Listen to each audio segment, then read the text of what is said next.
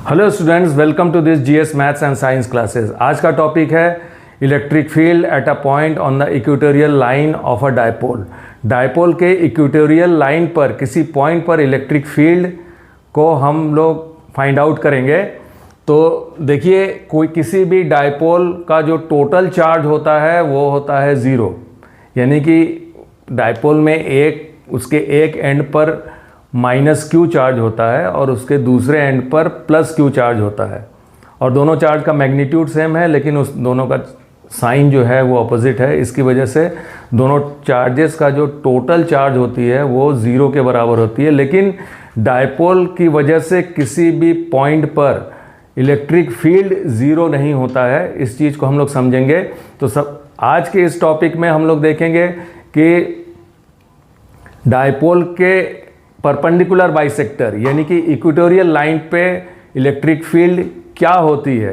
तो सपोज करिए कि ए बी एक डायपोल है जिसके पॉइंट ए पर है माइनस क्यू चार्ज और पॉइंट बी पर है प्लस क्यू चार्ज। इस डायपोल को जो है एयर या फिर वैक्यूम में रखा गया है और इस डायपोल के दोनों चार्जेस के बीच का जो डिस्टेंस है वो 2L के बराबर है, और डायपोल O जो है इस डायपोल का मिड पॉइंट है, तो इसलिए A से लेकर के O तक का जो डिस्टेंस होगा वो स्मॉल l होगा, और B से लेकर के O तक का जो डिस्टेंस है वो भी स्मॉल l होगी। अब इस डायपोल पॉइंट O से अगर हम परपेंडिकुलर ड्रॉ करें, ये जो डॉटेड लाइन है ये इसका परपेंडिकुलर बाइसेक्टर है जो कि पॉइंट O से होकर के पास हो रहा है।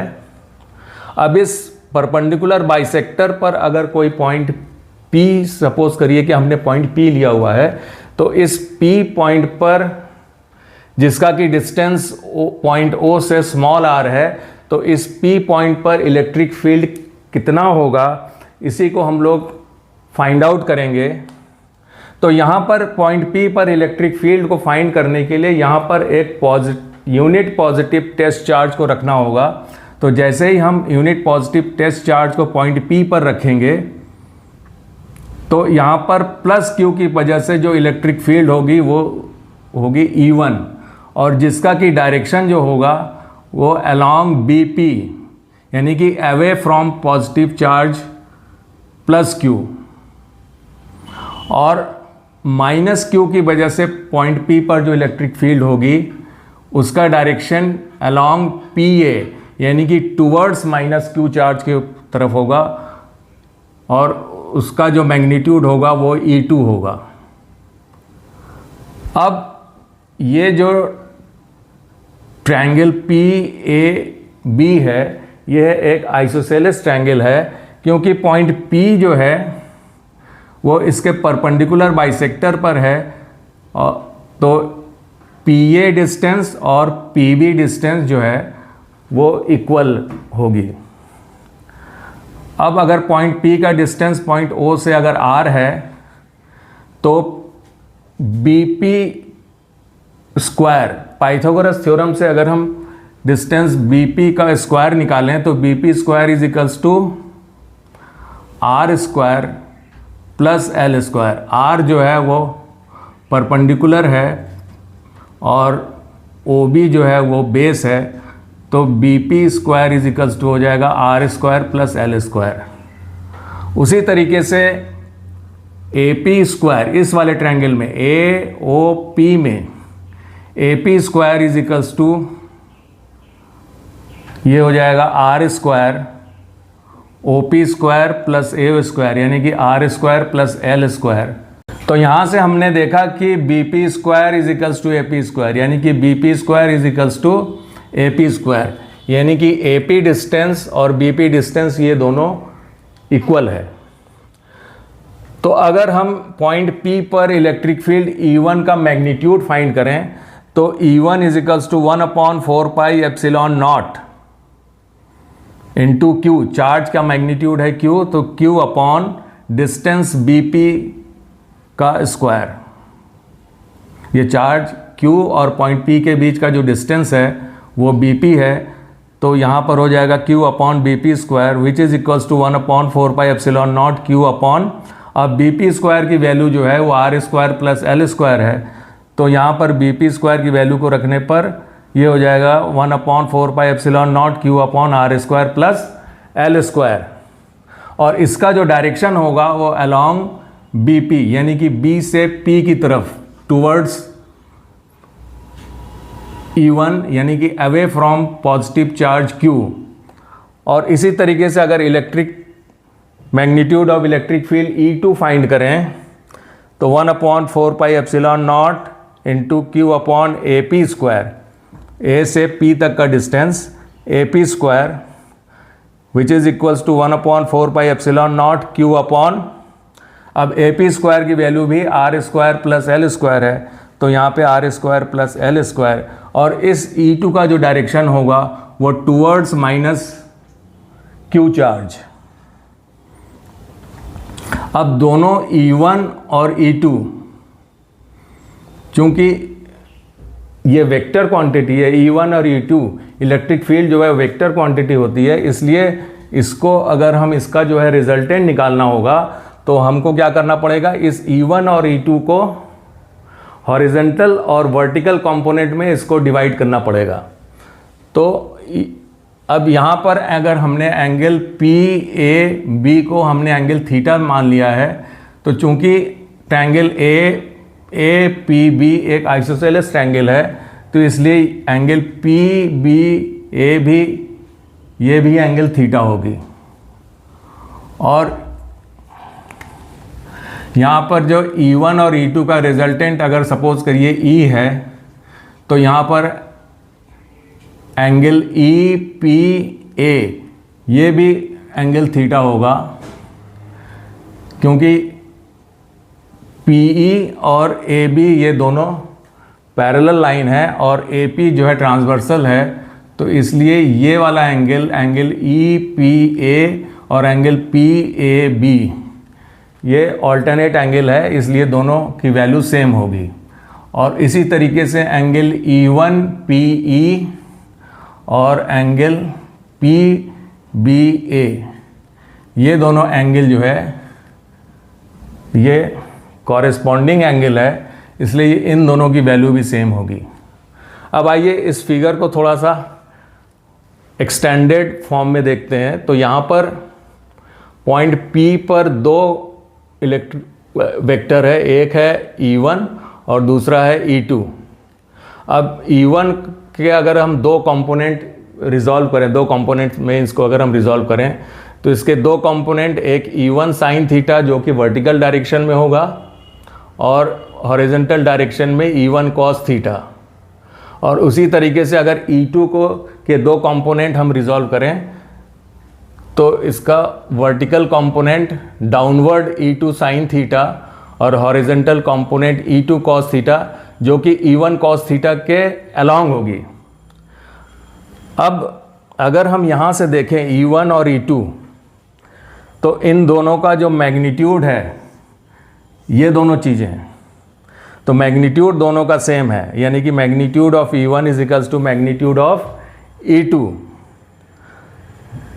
तो यहाँ पर देखिए E1 साइन थीटा और E2 साइन थीटा, यहाँ पे E1 और यहाँ पे E2 ये दोनों सेम है और साइन थीटा दोनों में सेम है। तो E1 साइन थीटा और E2 साइन थीटा दोनों का मैग्नीट्यूड सेम है और दोनों एक दूसरे के ऑपोजिट डायरेक्शन में है, तो इसलिए E1 साइन थीटा और E2 साइन थीटा एक दूसरे को कैंसिल आउट करेंगे और जो हॉरिजॉन्टल डायरेक्शन में E1 कॉस थीटा और E2 कॉस थीटा ये दोनों एक ही डायरेक्शन में, इसलिए ये दोनों कंपोनेंट ऐड अप होकर के हमको रिजल्टेंट इलेक्ट्रिक फील्ड E हमको मिलेगी।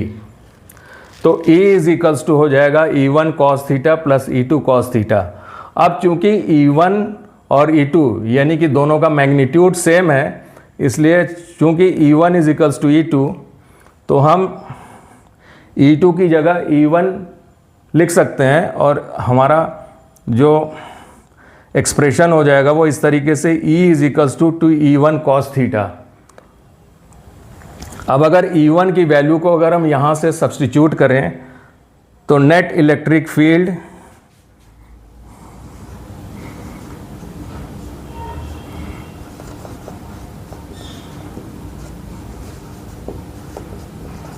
E इज इक्वल्स टू हो जाएगा 2 1/4πε0 Q upon R square plus L square cos theta.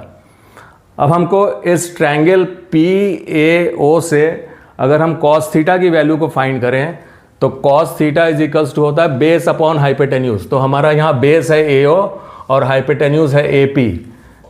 तो AO upon AP which is equals to L upon, अब यहाँ पे AP की वैल्यू है √r square plus L square, तो L upon R square plus L square to the power 1/2 which is equals to E is equals to 2 into 1/4πε0 QL upon R square plus L square into R square plus L square into power 1/2। यहाँ पर E is equals to 2 1/4πε0 Q upon R square plus L square cos theta. cos theta की value अगर हम यहाँ से ये वाली value अगर सब्सटीट्यूट करेंगे इस वाले इक्वेशन में, सपोज करिए कि इक्वेशन नंबर 1 है, तो फ्रॉम इक्वेशन 1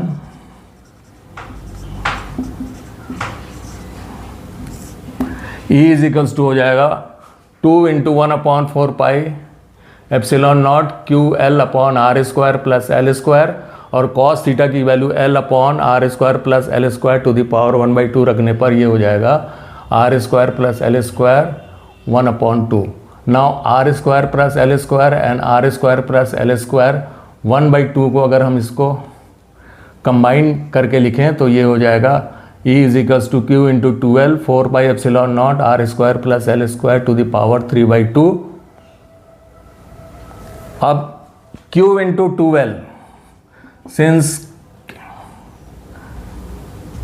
Q इंटू 12 जो है वो इलेक्ट्रिक डायपोल मोमेंट P के इक्वल होती है, तो Q into 12 equals to P substitute करने पर हमारा electric field E is equals to हो जाएगा P upon 4πε0 R square plus L square to the power 3/2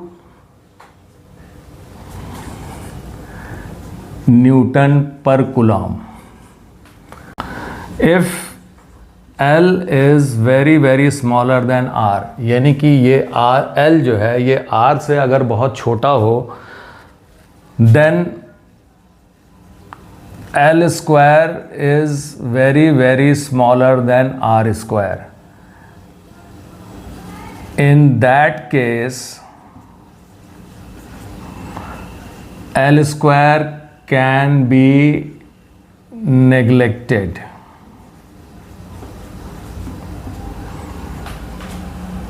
Therefore, E will be P upon 4πε0 upon R cube into Newton पर coulomb. तो L square अगर बहुत छोटा है R से, तब उस केस में इलेक्ट्रिक फील्ड की जो वैल्यू होगी E is equals to P upon 4πε0 R cube newton per coulomb. यहाँ पर एक चीज़ और नोटिस करने वाली है, वो ये कि इलेक्ट्रिक फील्ड E का जो डायरेक्शन है वो डायपोल मोमेंट P के ऑपोजिट है। देखिए इलेक्ट्रिक फील्ड का जो डायरेक्शन है वो from positive to negative charge है, जबकि डायपोल मोमेंट P का जो डायरेक्शन होता है वो नेगेटिव Q से पॉजिटिव Q चार्ज की तरफ होता है। तो आज की वीडियो में बस इतना ही। हम एक नए वीडियो के साथ बहुत ही जल्द हाजिर होंगे। Till then thank you.